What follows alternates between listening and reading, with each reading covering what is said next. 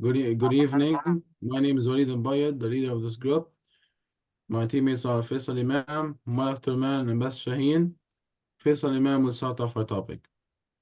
Okay, good evening, everybody. We embark on exploration of North Korea, a nation characterized by stark isolation. Our inquiry focuses on the viability of North Korea sustained amidst global advancements.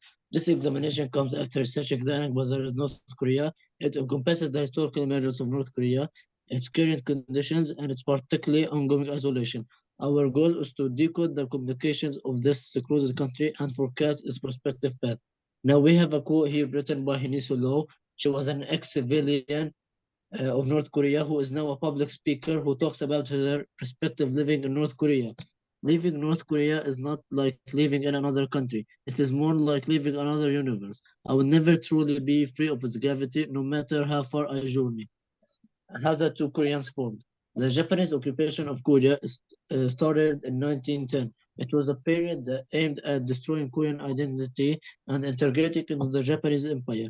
This era ended in 1945 after Japan's defeat in World War II, which also led to the subsequent division of the two Koreans, to North Korea and South Korea. The North Korea was under the Soviet influence, and the South was under the United States influence. It set the stage for the divergent directions of the two Koreans. Japan's occupation of Korea, which began in 1910, after 10 years of war, intimidation, and politics. Although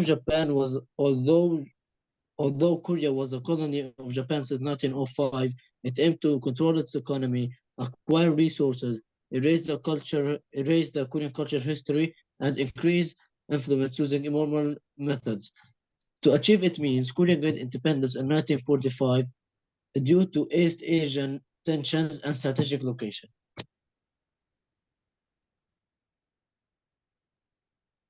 Now, when discussing the contrast between North and South Korea, we need to look into how, historically, the entire Korean peninsula was once united under a single name, Korea.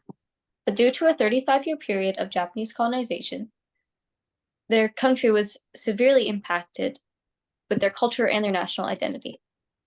The end of World War II marked a significant point for Korea. Following Japan's relinquishment of control, Korea found itself divided between the two new occupying forces, the Soviet Union in the north and the United States in the south.